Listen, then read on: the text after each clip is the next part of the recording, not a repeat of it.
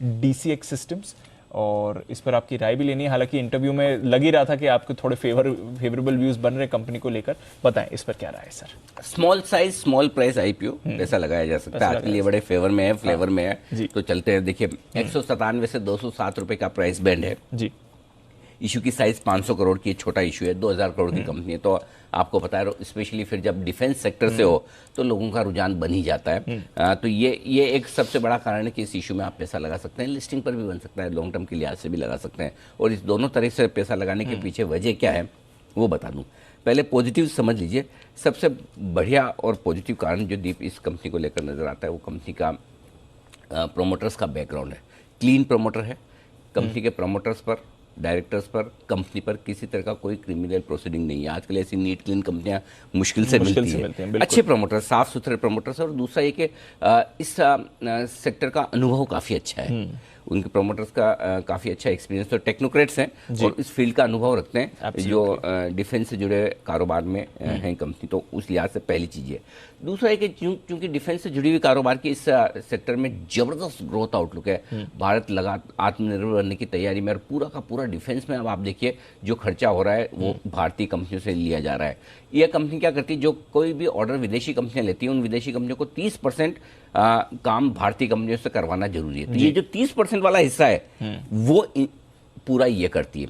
Order book already 2500-2600 crore की 2 साल की ऑर्डर विजिबिलिटी है और आगे मिलेंगे, तो बिजनेस अच्छा रहेगा आगे भी, कोई दिक्कत वाली बात नहीं। और डिफेंस में क्या है, हर कोई कंपनी आसानी से जल्दी से घुस नहीं सकती, स्पेशलाइज फील्ड है ना। Yes sir. और सिक्योरिटी से जुड़ा हुआ तो हर कोई आदमी ऐसा मैं आज शुरू सोचूं कि मैं भी कुछ डिफेंस का बनाना शुरू कर दूं, पॉसिबल नहीं है। हाँ, सो इसलिए ये दूसरी चीज है। तीसरी चीज, वैल्यूएशन आकर्षक है। हालांकि एकदम clear cut pair to pair compare करना थोड़ा सा मुश्किल है। अलग अलग साइज की कंपनियां हैं, अलग अलग बिजनेस की कंपनियां हैं, और ये कंपनी डायरेक्टली डिफेंस में नहीं होकर डिफेंस कंपनियों के लिए सप्लाई करने का काम करती है, इसलिए इनको वैल्यूएशन सस्ता रखना जरूरी था, जो इन्होंने किया।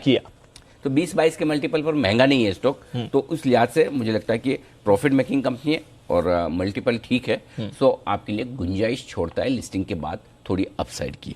ये पॉजिटिव्स है। लेकिन इनके साथ एक दो नेगेटिव्स भी हैं जो मैं आपको बता दूं। पहली तो ये कि जो इनके क्लाइंट्स हैं, 3 क्लाइंट्स से 97% बिजनेस आता है। उसमें से भी एक जो है इजराइल वाली कंपनी IAI, ये लगभग आधा 47% बिजनेस इसी का देती है। तो मतलब कुछ ही लोगों के लिए काम कर रहे हैं। धीरे धीरे बढ़ेगी साइज, बढ़ेंगे भी। कई बार होता है कि आपको एक कहते हैं ना कि गॉडफादर चाहिए, एक का बिजनेस मिल गया उसके दम पे आप शुरू करो, फिर धीरे धीरे बढ़ते रहते हो। हो सकता है कंपनी उस स्टेज पे हो जहाँ 1 से 3 क्लाइंट, 3 से हो सकता है 10 क्लाइंट करे, धीरे धीरे बढ़ाए। दूसरी बात, फाइनेंशियल्स ये थोड़े से मतलब जैसा मुझे चाहिए वैसे नहीं है। अच्छा, स्टेबल नहीं है। उसका एक कारण जो मैं समझाऊं वो हो सकता है, कई बार क्या होता है कि टेक्नोक्रेट्स होते हैं वो थोड़ी फाइनेंशियल की समझ कम रखते हैं। ये मुझे इनके फाइनेंशियल्स में दिख रहा है। कैसे? एक, इनके मार्जिन्स कम ज़्यादा बहुत हो रहे हैं, फ्लक्चुएट बहुत हो रहे हैं। दूसरा, मुनाफा है लेकिन कैश फ्लो पॉजिटिव नहीं है। Last year cash flow negative थे, पहली तिमाही में कैश फ्लो नेगेटिव था, जबकि अच्छा खासा बैंक बैलेंस है, FD करवा रखी है, लोन भी ले रखा है। तो कुछ ना कुछ मुझे लगता है कि फाइनेंशियल मैनेजमेंट थोड़ा सा शायद इनको बेटर करना पड़ेगा। वो नहीं हो, और ज़्यादा प्रॉफिट जो आ रहा है वो अदर इनकम से आ रहा है।